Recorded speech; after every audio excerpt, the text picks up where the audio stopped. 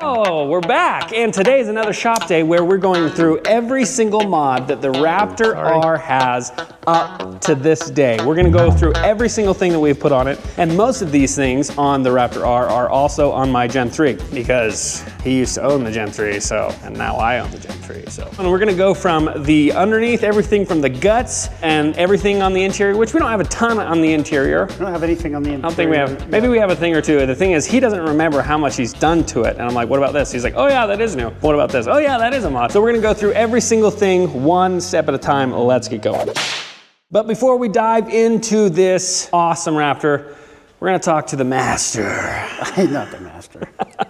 I've just had Raptors forever. A lot of people have asked, how long have you owned a Raptor? I had the Raptor, it first came out in the end of 2009, 2010, and they only offered it in the Super Cab, the extended cab, so it didn't have 4 doors. But I had a neighbor that said, hey, I'm driving behind a Raptor. You need this truck.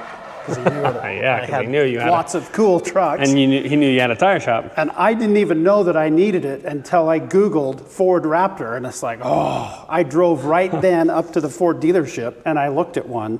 And it's like, well, at the time I still had kids at home. I needed more than an extended cab. So I waited until it came out in 4-door, in Super Crew, and that was the following year. So I placed an order at the end of 2010 for my first Raptor in 2011, and it was not Code Orange. That's what yours is a Code Orange. This was called Molten Orange, and it actually had gold and purple and green in the clear coat. So it was pretty awesome. I'll never forget, because I was on a church mission in Brazil, and so my brother Chris, who still lived at home, he sends me a video. He's like, dude, you gotta see this truck that Dad just got. Because you drove a Nissan Titan before, which was fine. Yeah. But then I was like, oh my gosh. And you know, my favorite part is, we just rewatched this video a little bit ago. Maybe I'll put a little clip in here.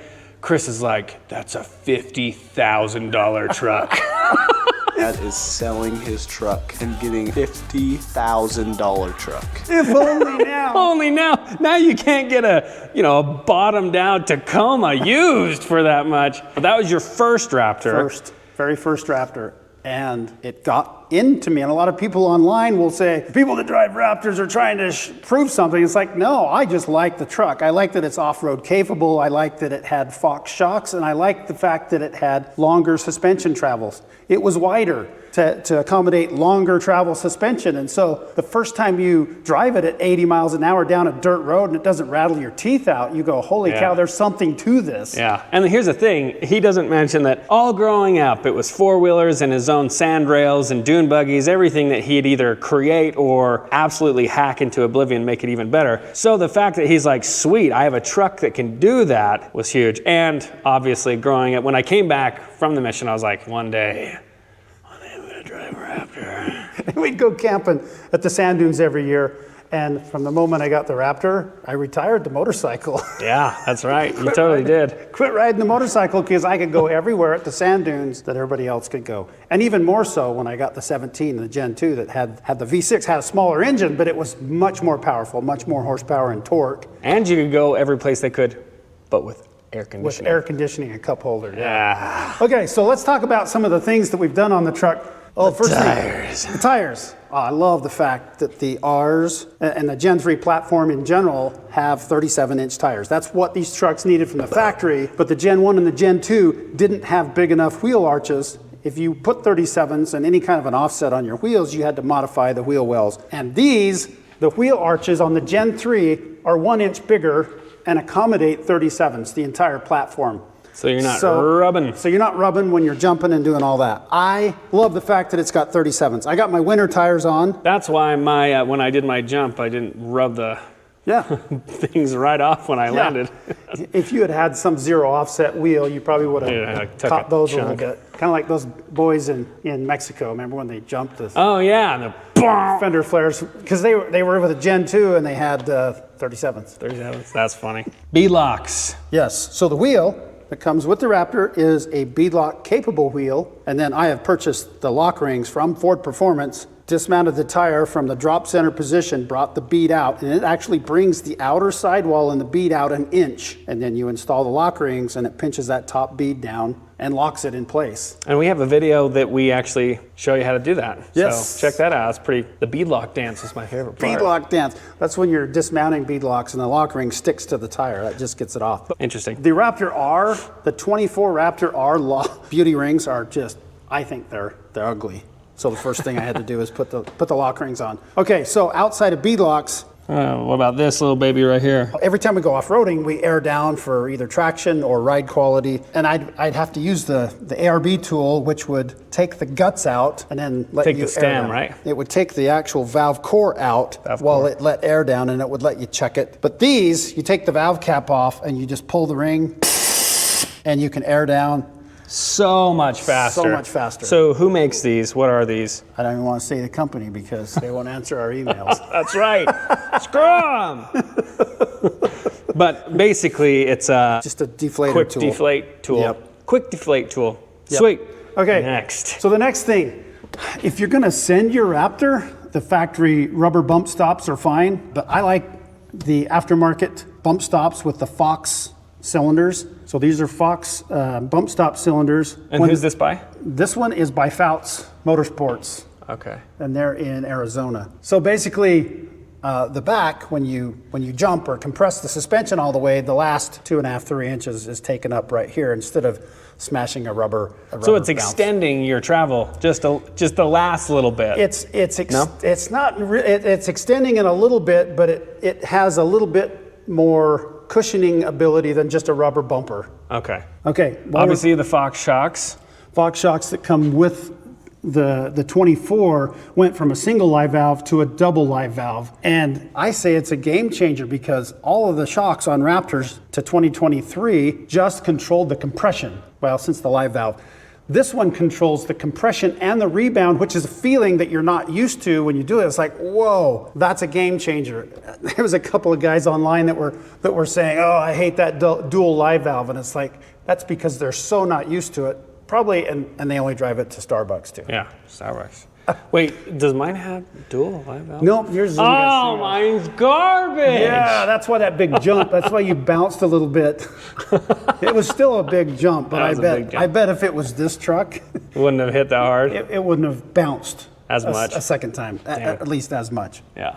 Okay, so another thing that I run here in the rear is I run a little bit taller rear spring so I can get about 1.5 inches extra height out of the front. And the reason I do that is because I've done the same to the front, and we'll go over that when we get there. So basically in the rear we have slightly taller springs, and they're still progressive. We haven't gotten rid of the progressive nature that the stock springs have. The springs are made by a company called Geiser. I like Geiser. I don't know how many different spring manufacturers there are. There's Geiser, Eibach. I like Geiser. Another thing that I like is the skid plate that Foutz Motorsports makes. This is a great differential skid plate. And if you're off-road, we've had this thing scraped 100 times. Yeah, that thing seemed, well, and this one's not as scraped as mine. Before I took ownership of the Gen 3, it was beaten like a, well, I don't want to say. Yeah, like a redheaded stepchild. Yeah, I guess. And then I'm just running this Spicer rear diff cover. Spicer makes the Ford Performance one, but the Ford Performance one's $600. The one without the Ford Performance sticker, The sticker. $200. $200? Holy crap. Okay, so sticker adds the $400. sticker adds $400. Classic. Okay, the next thing. Everyone, I can't tell you how many comments people have had on this. What are those? What are those? Oh, people absolutely love the SwarfWorks rear trailing arm skids.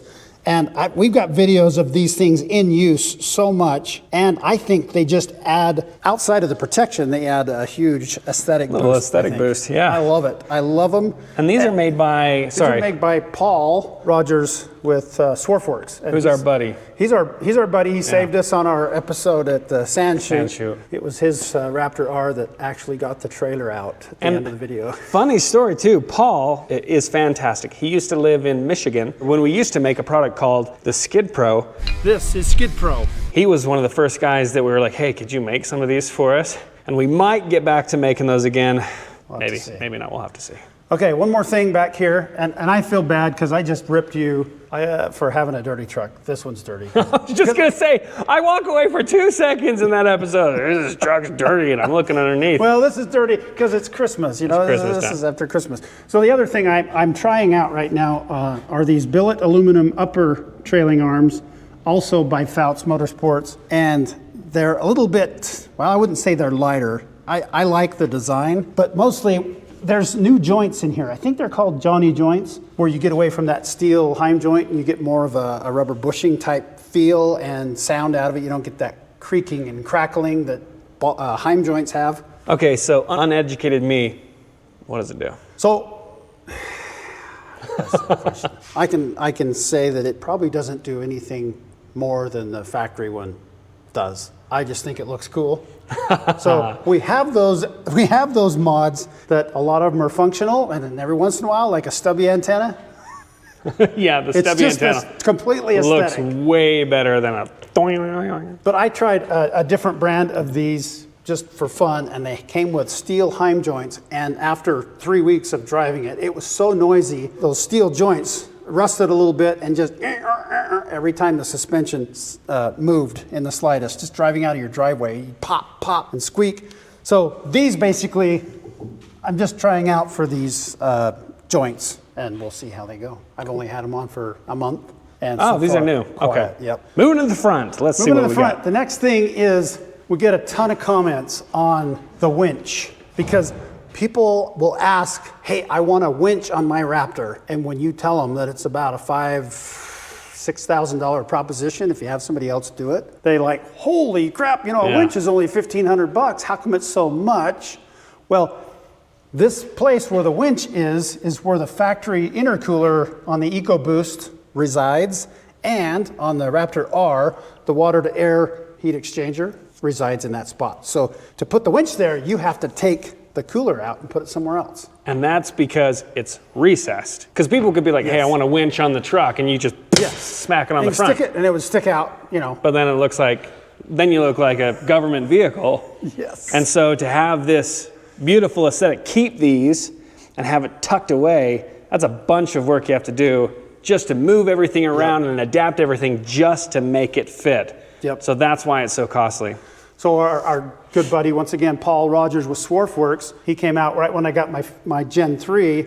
We took the front end, stripped it down to the frame, and he digitally scanned to make the Gen 3 mounts, because he was making it for the Gen 2, and they changed it just a little bit, and we got to try out the new winch mount. Now he's selling them. So once again, if you want a winch in your Raptor, a hidden winch, the only company that makes the winch mount is SwarfWorks. This, another SwarfWorks piece. Another beautiful SwarfWorks piece. This is for a tall flag. And I just got this. This was a Christmas present to me. Yeah. So I haven't even had a chance to use it, but it's for a big tall sand whip, which in Michigan, you have to have the flag on the front of the truck. You can't have it in the middle, can't have it on the back, can't have it where we always put it in the back window. Because we use sticky whips. Yeah. Because they sent us some forever ago, and they're awesome. They're just little suction cups, and you just put it on the back of the windshield. But in Michigan, you can't. You get a ticket unless your whip is on the front of the vehicle. Because if you're coming over a dune, you want the whip to be right. That makes sense. You want it to be as far forward as possible. Tow hooks are the same, right? Did you Tow paint hooks them? are factory. On the Raptor R, they came in that code orange color. And you use the fairlead here. I use the Factor 55 fairlead on this one because it's black, and I wanted to keep with the black aesthetic of the R bumper. The other bumpers are lighter color in the Gen 2s, and the Gen 3, it's a lighter bumper. It just looks better. Looks better. But we don't have any particular allegiance to Factor 55. No. We have the Factor 55 UltraHook too. But we're going to be putting on here real soon the new Yankum winch line that doesn't have any metal on it. Basically, it's a soft shackle at the end of it, or a loop, soft loop. Yeah. And you can use a soft shackle. So that will be going on here. We just need to get one from them. Yep. I love the Bajas, which is funny because I was like, wait a second, these are the stock on the R, because the space here is smaller than on the Gen 3. Because I have the BajaDesigns in these slots. I want to put the BajaDesigns. So at some point, I'm going to put BajaDesigns in this so I can have 3 instead of 2. Just 2. So that will be coming. That's coming up. But when we did the winch, we just threw these in because that's a perfect spot for it. These are Baja, but Baja these are Squadron. stock. Yep, those are stock. Sweet. So the only thing we had to cut out here is the two little bars that go down in front. So there's really no modification that was done to the exterior of the truck for the winch. Okay, so important part here. It's so dirty. There's grasshoppers from when it was warm. Guts. I need to You need to clean out your dirty truck. Okay, so this cooler, once again, we had to find a company that would make this water-to-air intercooler for the supercharger. And on the other side of the cooler is the transmission cooler. So this takes the place of the water-to-air intercooler that was down here and the transmission cooler that was up here, and puts it all in one unit. And right now, DBM is the company designed by Moran. They're on Instagram. They're the only ones making this unit. Oh, interesting. I personally think it's beautiful, but I think it's a little bit too small. The side for the intercooler is smaller in physical dimensions than the factory one, and the transmission side is slightly bigger than the transmission. I would like a bigger intercooler and the same size transmission cooler, but that's down the road. All right, come on over here. Okay, for the front, we talked about, we raised the back a little bit, 1.5 inches, the suspension. The front, I've used so many different types of devices to raise the front, to get the front up just a little bit. We all know that all of the trucks rake down just a little bit in the front. It's for compensation for when you put a trailer on it, so you're not pointing up. But how often are we towing a trailer? I was going to say, especially with the Raptor, but doesn't the Raptor rake a little bit more? Regular F-150s will rake more than a Raptor, but a Raptor still rakes. I like to bring the front end up a little bit. Most of the things out there are collars that go on the bottom. The Gen 1 was awesome because it had 3 positions, and you take the spring off, and there was a snap ring that you could put in 3 different positions, low, medium, and high, without having to purchase anything. The Gen 2, they did away with that design because they went to a bigger bore on the shock.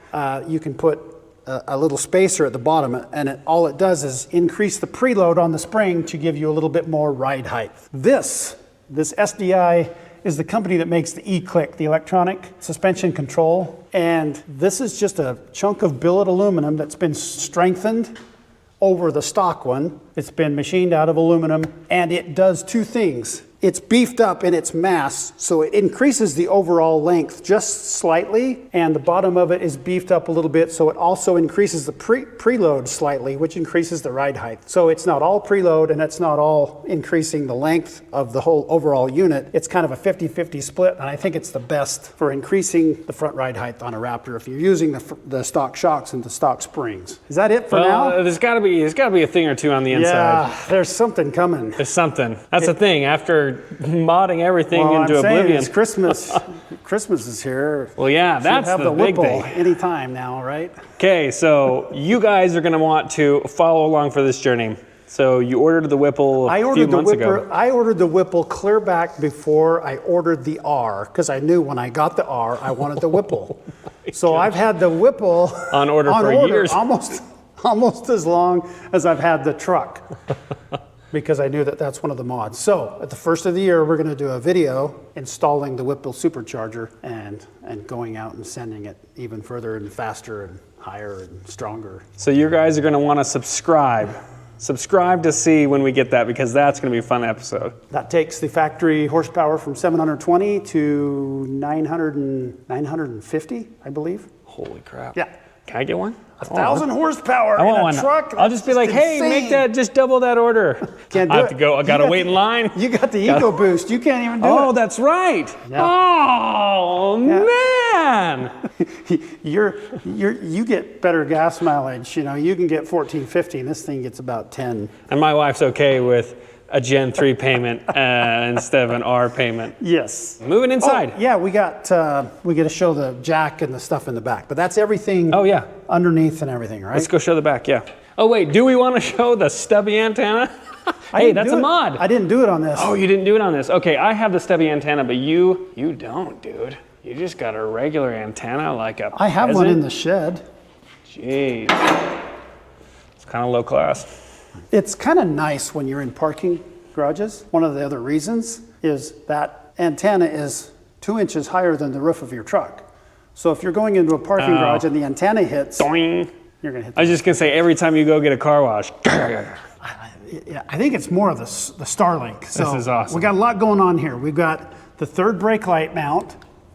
Here, and I'll get up a little closer so you guys can see. Okay, we got the third brake light mount. This is also a SwarfWorks product. Polly, in this third brake light, we retain the 3 LEDs for the third brake light. They actually get brighter when you hit the brakes. And it gives you 2 amber chase lights, and then the center one is just, you know, if you generally need light behind you, flip that one on.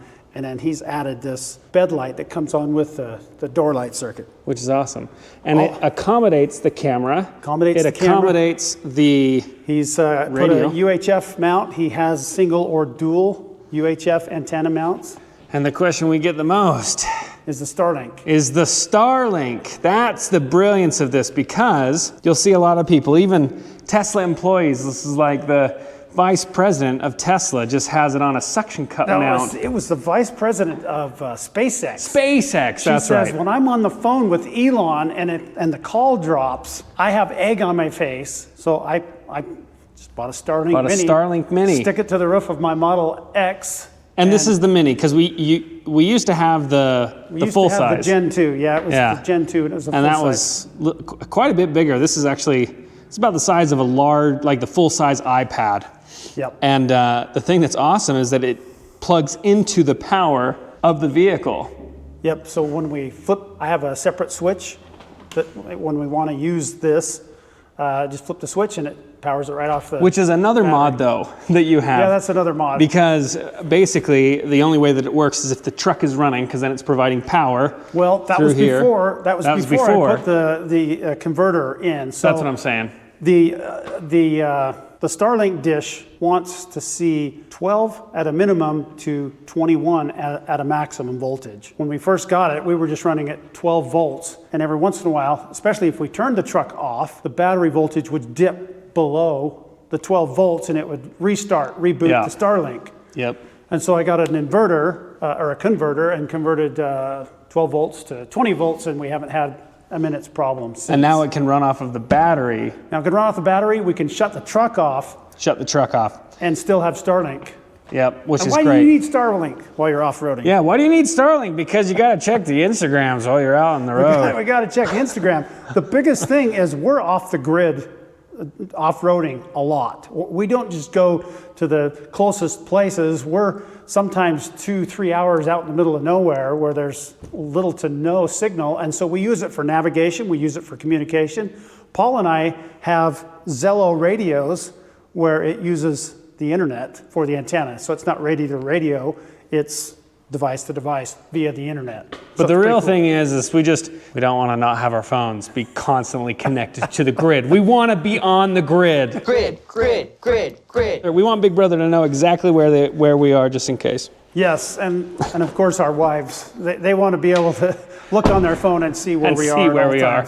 Be like, that was the cave they went to. Which one? We can see where they are, and they're dead.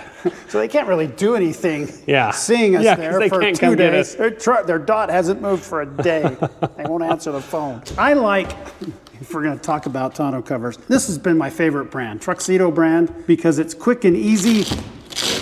And another thing that solidified my decision for the soft cover is there's a lot of companies that make hard trifold bed covers. Yep. And on a Raptor event, I was behind a guy. We were all taking this small jump that was on the road, and I'm behind him, and he hits this jump, and 2 of the sections of his hard trifold fly off, and I almost hit him. Jeez. And it's like they don't flex and move with the truck. It's just a hard chunk of. And then the giant ones, the ones that roll into a bed, take up a giant chunk of your bed, which we don't need a ton of bed space, but when you have a couple things that it starts to add up, and whew, man, this is a lot of stuff. So I'm going to start here. I got another good friend. See that? Built-Right Industries. Matt Beenan with Built-Right Industries from the very beginning. It's your grid wall. We've installed a lot of these on the Raptor builds that we've done, but I like it because it gives 4 individual racks to mount stuff to. 1, 2, 3, 4. And then there's a big one along the head of the truck that these 3 gas cans are mounted to. This is another reason I only had one when I had your truck, but since the Raptor R gets horrible gas mileage. Yeah, now you really need these. And these are roto packs. They're pretty awesome. You can just, I'm speaking to the people who don't know what they are. It has a little notch right here. You can rotate it, slide the gas can on, so that way when you're out on the back roads going crazy, you don't have this worry of gas spilling everywhere in the truck bed. And these are more they're expensive than I thought. They're expensive. I was like, I'm gonna grab those, and I was like, oh, not yet. But yeah, those are freaking awesome. So you have 3 here. Okay, so remind me the name of the rack is Built Right Industries. Built Right Industries. Cool. Oh yeah, we got the Yankum, and Yankum back, which we've just joined forces with Yankum, so we've got their kinetic rope and all these. This backpack is emergency supplies, fire starting stuff. There's survival. Yeah, survival stuff, some medicine, whatever. And that just stays in the truck. These other bags are just bags with snatch blocks and soft shackles and basic recovery equipment and tools. Tools. I just like unorganized tools. Let me just tell you, people. He'll be like, "Where's my 7/8?" I don't know. Who knows? Yeah, it's just a bag of tools. Bag full of general tools, by the way.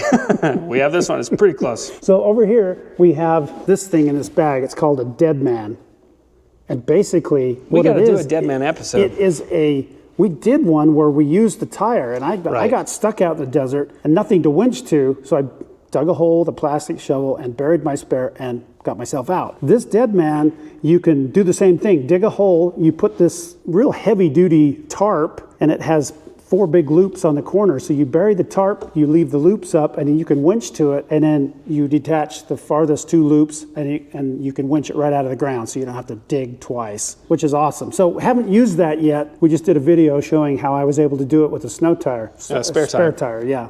So then we got the shovel, and it hooks to the Built Right. That's a Harbor Freight. It's a Harbor Freight classic shovel. Classic. And then just some cable that I found over the years.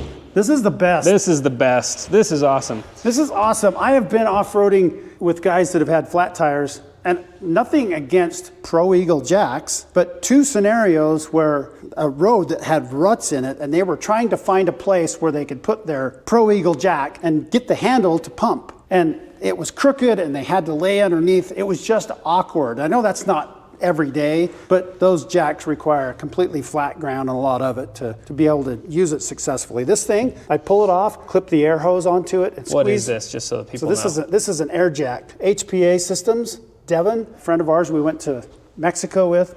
Yeah, that was the first place that we used it. That's the first place. It was place on the beach in Mexico, and then we used it, I mean, we've used it in between, but then we also used it in our episode when we went to Zakistan. And we got a flat, yeah. Yeah.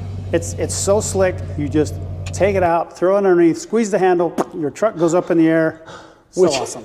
Reminds me, you also didn't show the air compressor mod that you have. Oh yeah. So see, there's so many mods on this truck you forget. So the only way you're able to use the air jack is if you have an air compressor built in, well, or if you have it with you, if you just have one. But you have 2. We have 2 air compressors built into the Raptor R, and we'll show you where those are too. Crap, that's underneath the truck again. No, it's right here. Oh, it's on this side. Oh, that's right. It's underneath my truck. R, and it's technically 4. So this truck with these 2 dual ARBs, basically 4 separate pumps. When those babies come on, it's almost as fast as shop air. It can inflate a 37-inch tire from 5 psi up to 37 in less than 2 or 3 minutes per tire. It's awesome. Yeah, and then you got this awesome reel. It's reel hose. 30 feet of hose, and then you can just wind it back up. Which is great because before it was just a big line to throw. It was a mess trying to plug a hose into something. And this is the same company won't answer our emails. That won't answer our emails, so we're not going to talk about it. It's just a hose reel. It's just a hose reel. That goes in the truck. So this is something that I haven't seen anybody else. That's actually a 500 amp service. I have a 500 amp relay. So I flip upfitter switch number 6, and it powers up this power point here, which runs the 2 compressors, and it also runs the winch. Not that I'm going to use the winch and the compressors together, but 500 amps covers either or running separately. And then I just have a separate switch here that turns on just the compressor. And then, so back here, if I wanted to jump start the truck from behind, I could jump it back here, or jump this truck, jump somebody else's truck. Someone else's truck. Just hook the cables right here and jump start somebody else's. So awesome. Got the chainsaw. Because in the spring, off-roading, we're always going to come up on some dead trees. We've done that our first episode. Yeah. Came across a dead tree that was in the electric way. too. Electric. It's awesome. Yeah. Oh, it's awesome. Another thing with the compressor system, I like to have a little buffer, and in your truck too, I did this, where underneath each quarter panel is a 1.5 gallon tank. So I have 3 gallons of air storage, just as a buffer. So the compressors can turn on, build up pressure, and actually shut off, and you have almost enough to air up half of a tire or something. Yeah. But you have a little buffer. It's not just on off, and it's only air when you have it running. Let's go under the hood. The only thing that I got under the hood is this 500 amp relay. It's huge. This thing is huge. I just ordered it from Amazon. Freaking 500 amp relay. So number 6 upfitter controls this, and it powers up the winch or that power point in the Where's back. the switch? It's just upfitter switch number 3. Oh, gotcha. And then this is the 12 to 20 volt power converter for the Starlink, which is also hooked to an upfitter switch. Other than that, this teeny tiny supercharger will no longer reside here after the next couple of weeks. And a big, giant, massive white. I ordered the gloss white Whipple. It's gonna look awesome. That's gonna be awesome. Yeah, because look at all this empty space. Yeah, That's that what it needs. Whipple comes up to Right almost there. 3 inches under the cowl. So that's gonna look sweet. Yeah. So everyone knows when he's referring to upfitter switches, obviously he's referring to these auxiliary switches. So which one did you say is your air compressor? 6. 6? So that turns Compressor that or on. winch. Just something real quick on that upfitter switch number 6. My Gen 2 and your truck, the winch would always become disconnected from the remote, the wireless remote. Yeah. And if I disconnected the power and connected it back up, then it would link to that. Or you'd have to crawl up underneath and flip the switch on the winch, Oh, geez. which was a pain in the butt. Pain. This scenario has completely eliminated having to do that, which is awesome. That's awesome. Just a simple UHF, VHF, ICOM, straight from China. China flashlights. Oh yeah, I keep Streamlight. I like Streamlight, so I have Streamlight 3 built of them. in, which is nice because you always have, it charges not only a flashlight, but it charges the additional battery. So that way, A, your battery is always charging your additional battery, but also your main flashlight is always charged and ready to go. That is it for the Raptor R. Maybe we'll do my truck sometime. They're pretty similar because it was your truck first. Yes, I So- did take off the racks, the compressor, the SDI. put I on took all that his. stuff off because I was planning on selling it. Remember, you didn't want Yeah. it till like last minute. Yeah, we hope you guys like some of these shop episodes because we like doing the adventure stuff, but we like, going over everything that he knows about this stuff. So we'll see you on the next one, Sterling's Wild West.